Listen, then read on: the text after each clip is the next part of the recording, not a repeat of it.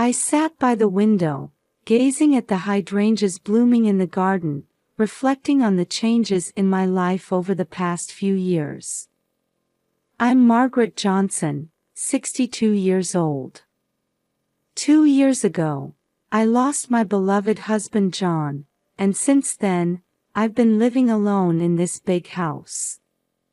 After retiring from the local elementary school where I worked for 40 years, I was supposed to lead a quiet life. However, life took an unexpected turn. "Mom, can you watch Emily again today?" David's voice called from downstairs. I stood up with a deep sigh. "Of course, David. I'll be right there." As I descended the stairs, I saw my son David and his wife Karen hurriedly preparing for work as usual. And there was my 3-month-old granddaughter Emily, starting to fuss in her crib. "Thanks, Mom," David said gratefully, but his eyes were already glued to his smartphone screen. Karen was busy with her makeup, not even bothering to look our way. I picked up Emily and gently kissed her little head. "Good morning, my angel. Let's have another lovely day together." David works as an accountant, and Karen as a real estate agent, both leading busy lives. Since Emily was born, I could feel their demeanor deteriorating more and more, with the added burden of childcare on top of work stress. "Mom, we'll be late again tonight. Can you put Emily to bed?" Karen said while fixing her hair in the mirror. "Yes, of course," I answered, but inside, I felt a mix of emotions. While I'm happy to take care of my granddaughter, I can't shake the feeling that my own time is being taken away. After David and Karen left for work, I carried Emily to the kitchen. "Come on, let's make breakfast together, sweetie." As I prepared breakfast while talking to Emily, I suddenly remembered the Saturday farmers market. Every Saturday, I looked forward to taking Emily there. Not only did I buy fresh vegetables and fruits, but the interactions with people there soothed my heart. I especially enjoyed conversations with Sarah, a 21-year-old college student. She studies agriculture at the local university and enthusiastically talks about organic vegetables. Just last week, she taught me how to grow organic spinach. "You know, Emily, we'll see Sarah again on Saturday. She's really looking forward to seeing how you've grown." Emily moved her tiny hands as if she understood my words. I couldn't help but smile at her gesture. "That's right, I promised Sarah we'd meet again next week. I'm sure she's looking forward to it." Looking out the window while holding Emily, I saw Mrs. Wilson, our neighbor, tending to her garden. She's also an elderly woman living alone. I enjoyed having tea with her occasionally and talking about our grandchildren. However, recently, with the increasing friction with David and Karen, it had become difficult to have such peaceful moments. They seemed to think it was natural for me to take care of Emily, rarely considering my own time or feelings. "Oh, John. How I wish you were here," I whispered, gazing at a photo of my late husband. Emily made a small cooing sound. I came back to myself and gently hugged the baby. "I'm sorry, Emily. Grandma was feeling a bit lonely again." At that moment, I couldn't have imagined that I wouldn't be able to keep my promise to meet Sarah next Saturday. And that the reason for this would greatly change my life. That evening, when David and Karen returned home, I sensed a different atmosphere. They gathered in the kitchen, looking excited. "Mom, we have amazing news!" David exclaimed happily. I turned towards them, still holding Emily. "What happened?" Karen answered, "We're planning a trip to Hawaii." I widened my eyes in surprise. "Oh, that's wonderful. But what about Emily?" David said with a smile, "That's where we need your help, Mom. Could you take care of Emily for about 2 weeks?" I hesitated. 2 weeks. That's too long. I can't do it alone. Karen interjected, "But you can do it, Mom. You know Emily better than anyone." Those words made me feel conflicted. True, I know Emily better than anyone. But taking care of her alone for 2 weeks would be physically and mentally challenging. The next day, David and Karen went shopping at Costco. I stayed home with Emily, recalling their conversation. A few hours later, they returned with large shopping bags. "Mom, look. We bought sunscreen and beach sandals for the trip," Karen showed me excitedly. I smiled wryly and replied, "That's nice. But have you decided about Emily?" David looked a bit troubled and said, "Actually, we checked with the local YMCA and childcare centers, but they're all full. We couldn't find a babysitter either." I sighed deeply. That's why I said I couldn't do it alone. That night, while I was putting Emily to sleep, David and Karen were whispering about something. I was curious about their behavior, but I couldn't leave Emily's side until she fell asleep. The next morning, their attitude had clearly changed. They looked as if they had made a firm decision. "Mom, we need to talk," David said with a serious face. I answered, feeling uneasy, "What is it?" Karen began, "We've thought of a good solution." At that moment, David suddenly grabbed my arm. "I'm sorry, Mom. But this is the best way." Before I could say anything, they took me and Emily to the basement. Then, they uttered unbelievable words. "The noisy brat and old hag can stay here." I heard the door close and the sound of a key turning. I was too shocked to speak. "David. Karen. What are you doing? This isn't funny." I shouted desperately. But there was no response. Instead, I only heard the sound of footsteps going up the stairs. Emily, startled by the sudden events, began to cry. I tried to comfort her with shaking hands. "Shoo, it's okay. Grandma's here with you." But my own voice was trembling. In the darkness of the basement, we were enveloped in fear of what would happen to us. Various thoughts raced through my mind. Why did they do this? Are they really going to Hawaii? Leaving us here?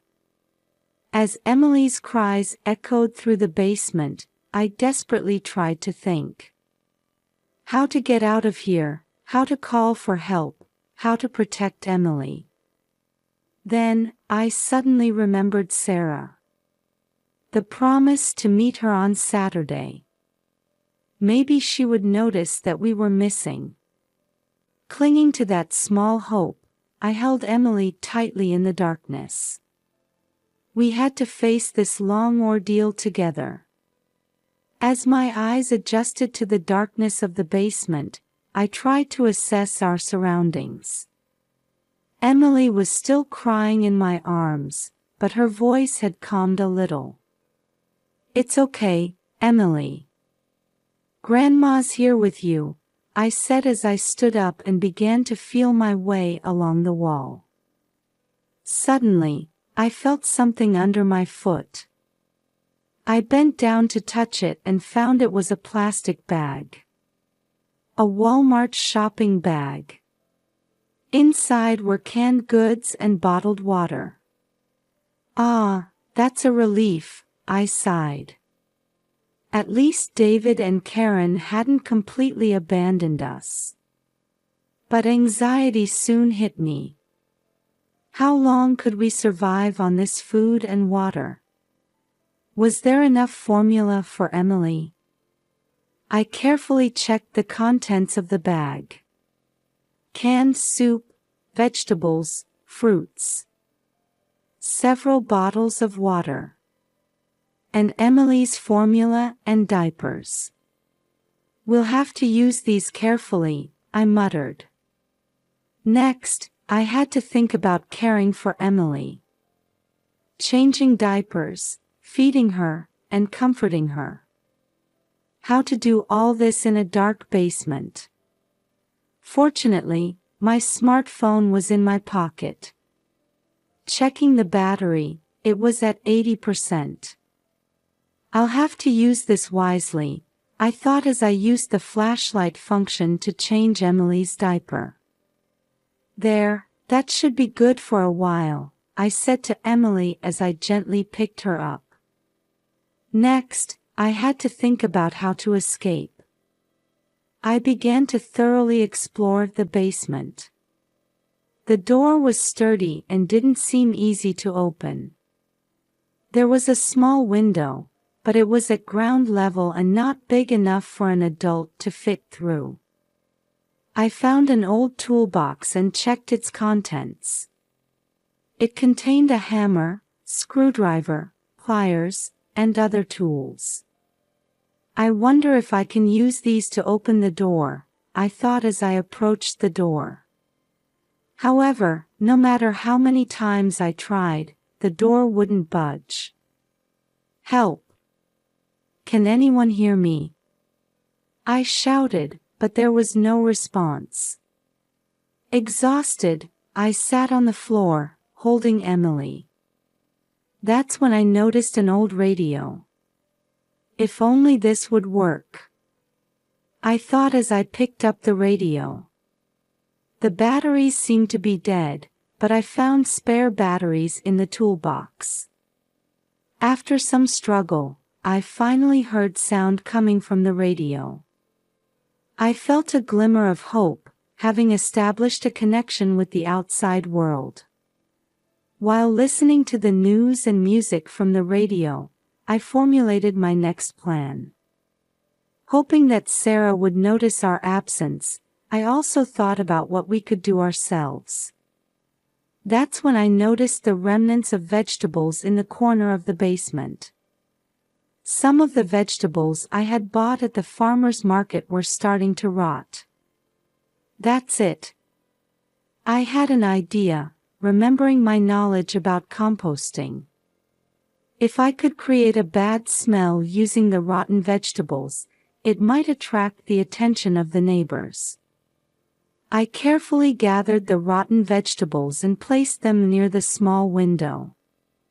This might change our situation a bit, I thought, holding on to a small hope. As the days passed, I kept busy between caring for Emily and planning our escape. To calm Emily's cries, I remembered and started singing lullabies I used to sing long ago. "Hush, little baby, don't say a word.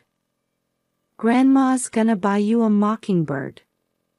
As I sang, I held Emily's tiny hand.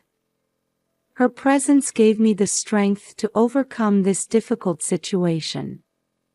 Managing the food and water was challenging.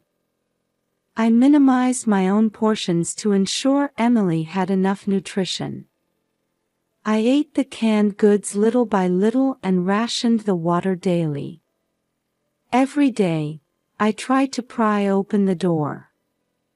I attempted to break the lock or remove the hinges using tools from the toolbox. But all attempts failed. I continued to call for help through the small window as loudly as I could. "Help! Can anyone hear us? We're in here." But there was no response. My voice seemed to be absorbed by the basement walls. The radio was our only comfort. Listening to the news helped us feel not completely isolated from the outside world. Sometimes, I would listen to music programs to soothe Emily. The bad smell strategy was more effective than I had expected. The odor of rotting vegetables seeped out through the small window. I prayed that someone would notice this unusual smell. As my sense of time became blurred, I spoke to Emily. "You know, Emily. Grandma will absolutely protect you. I'll find a way to get us out of here. And then we'll go to the farmer's market together again and meet Sarah." Emily looked at me as if she understood. At that moment, I renewed my determination. No matter what happens, I will protect this child. And I will definitely find a way to escape from here. In the darkness of the basement, our struggle had only just begun. Sarah was setting up for the farmer's market as usual. While arranging the organic vegetable stand run by her family, she suddenly felt something was off. "That's strange," she muttered. The familiar face of the kind old lady who visited every Saturday was nowhere to be seen. Margaret Johnson. She always came with her granddaughter, Emily. "I wonder if Margaret isn't coming today," Sarah thought, looking around. Sarah had become close to Margaret over the past few months. Margaret's warm smile and her joy in talking about Emily's growth had become a highlight of Sarah's Saturdays. She promised last week that we'd meet again this week. Worried, Sarah asked other regular customers. But no one had seen Margaret. "Maybe she's not feeling well," Sarah told herself, but she couldn't shake off an uneasy feeling. That evening, as Sarah was walking home, she passed by Margaret's house. Suddenly, she noticed a foul smell. Ugh! What a terrible odor! Holding her nose, she looked around. It wasn't garbage collection day. Yet, a strong stench was coming from Margaret's house. This is odd. Someone as meticulous as Margaret wouldn't let such a smell linger. Sarah stopped and stared at the house. The curtains were drawn, and she couldn't see inside. But she couldn't shake the feeling that something was wrong. Gathering her courage, she knocked on the front door. "Margaret? Emily? Is anyone home?" No answer. She knocked again, but still no response. Sarah's unease grew. Margaret's absence from the Saturday farmer's market, and now this strange situation. Could something bad have happened? She took out her smartphone and, hesitating slightly, dialed 911. 911, what's your emergency? The operator's voice came through. Sarah hesitated but then began to speak.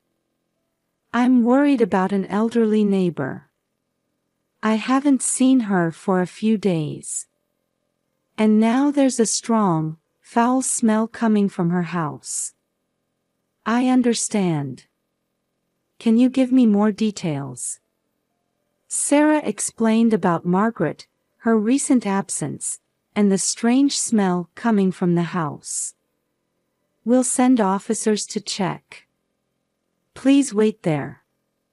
After hanging up, Sarah felt relieved. Professional help was on the way. Reassuring herself, she waited for the police to arrive. 30 minutes later, a police car arrived without sirens. 2 officers got out of the car. "Good evening. Are you the one who called?" "Yes, that's me," Sarah replied. After getting more details from Sarah, the officers began to investigate around the house. They too noticed the foul smell and grimaced.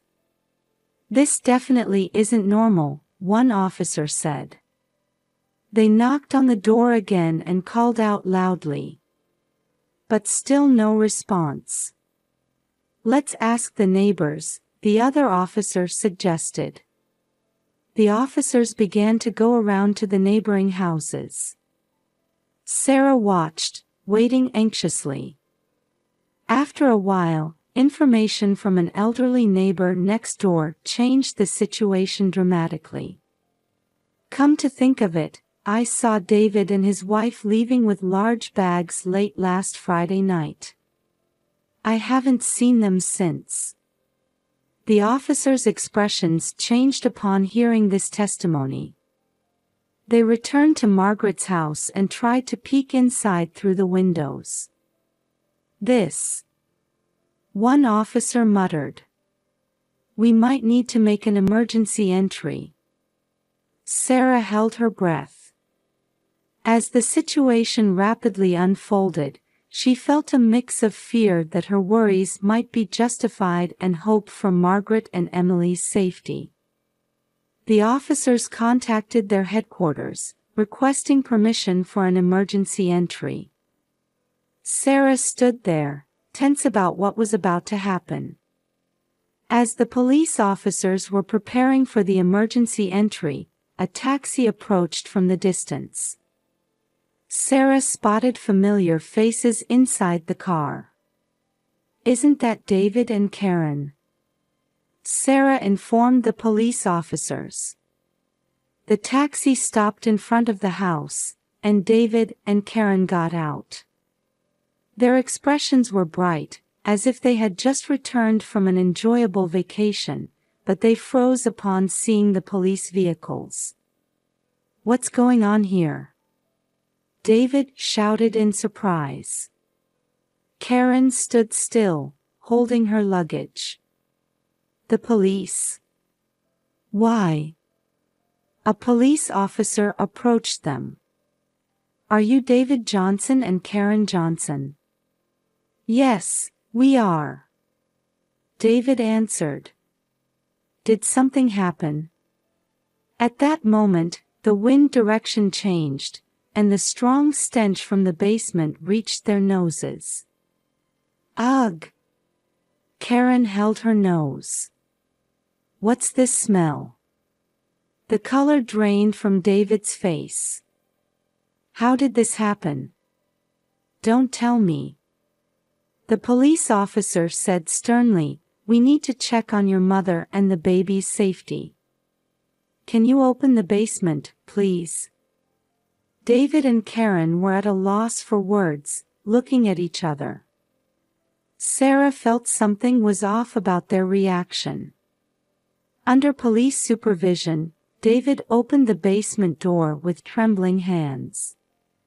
As soon as the door opened, an even stronger stench wafted out. "Grandma! Emily!" Sarah cried out instinctively. The police officer carefully descended the stairs, shining a flashlight. When the scene in the basement was revealed, everyone gasped. In the dim corner of the basement, Margaret sat cradling Emily. They both looked weak, but seemed to be barely conscious.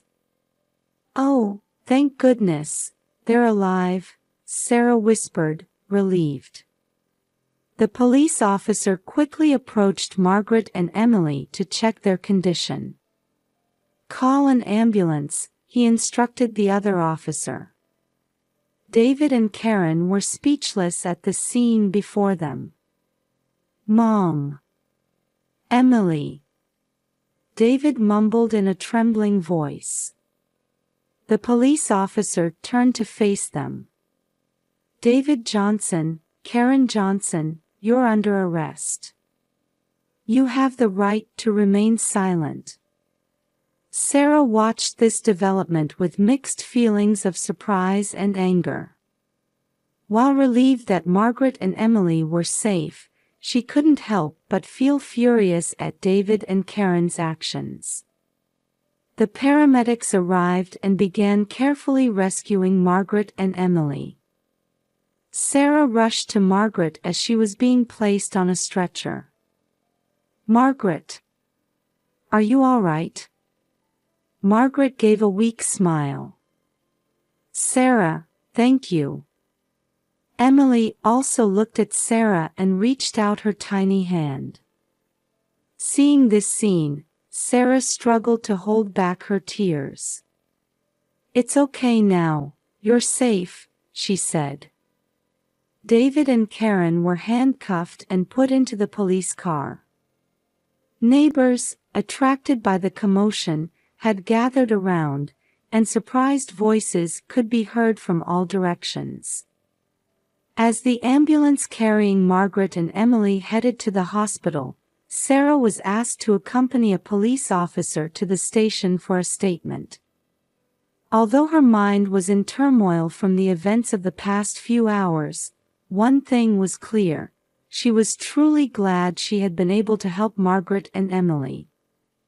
6 months had passed since that day, and on a calm afternoon, Margaret had just finished a counseling session at the local senior center. "How have you been lately, Margaret?" the counselor gently asked.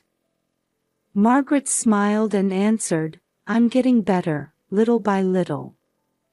The time I spend with Emily is the best therapy." Recovering from the terrifying experience in the basement hadn't been easy, but regular counseling was helping her heal. "Have you thought about David and Karen?" the counselor carefully inquired. Margaret's expression clouded slightly. "Yes, they're on probation now.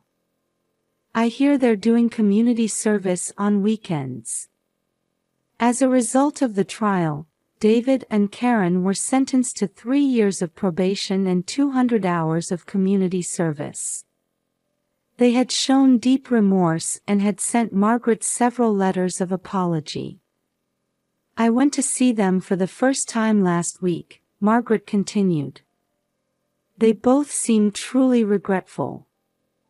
I'm torn between the anger inside me and the desire to forgive." The counselor gently placed a hand on hers. "Those are natural feelings. Let's work through them together, taking as much time as you need." "How did the custody hearing for Emily go?" the counselor asked. Margaret's face brightened. "The family court granted me custody. Emily is officially under my care now." The trial had been tough, but Margaret's devoted love and testimonies from community members, including Sarah, had influenced the judge's decision. "That's wonderful news. Congratulations," the counselor sincerely congratulated her. After the counseling session, Margaret headed to another room in the senior center. There, a support group for abuse victims was being held. "Hello, everyone," Margaret said as she entered the room, and the participants warmly welcomed her. This support group had become a significant support for Margaret. By sharing her experiences and listening to other victims' stories, she could feel that she wasn't alone. After the meeting, Sarah was waiting outside. "Margaret, how did it go?" Margaret's face lit up at the sight of Sarah. "Sarah, thank you for coming. The two went for a walk in a nearby park. Emily was sleeping in her stroller. "Sarah, if it weren't for you, we might never have gotten out of that basement," Margaret expressed her gratitude.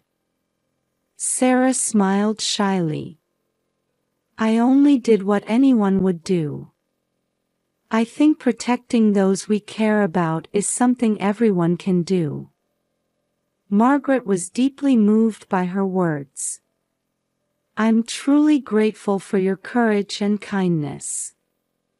Sitting on a park bench, they continued talking while watching Emily's sleeping face. "I heard you met with David and Karen," Sarah asked quietly. Margaret nodded slowly. "Yes. They both seemed to really regret what they did. They asked for my forgiveness." Sarah chose her words carefully. "Whether to forgive them or not is up to you, Margaret. There's no need to force yourself." "I know," Margaret took a deep breath. "But holding on to hatred is tiring too. I want to find a path to reconciliation, little by little." Emily woke up and started to cry softly. Margaret gently picked her up, and the baby calmed down immediately. "I want to create a better future for this child," Margaret said, softly stroking Emily's cheek. "And for that, forgiveness might be necessary." Sarah was touched, her eyes welling up. "Your strength never ceases to amaze me, Margaret." The two felt a deep bond that transcended generations. For Margaret, Sarah was like a daughter and a best friend. "Come on, let's take Emily to the farmer's market," Margaret suggested. "Fresh fruit is the best way to celebrate the beginning of a new life." Sarah nodded with a smile. "That's a lovely idea. Let's go." The two of them, along with Emily, left the park in the gentle afternoon sunlight. The future of this small family, bound by new ties after overcoming hardship, was filled with hope.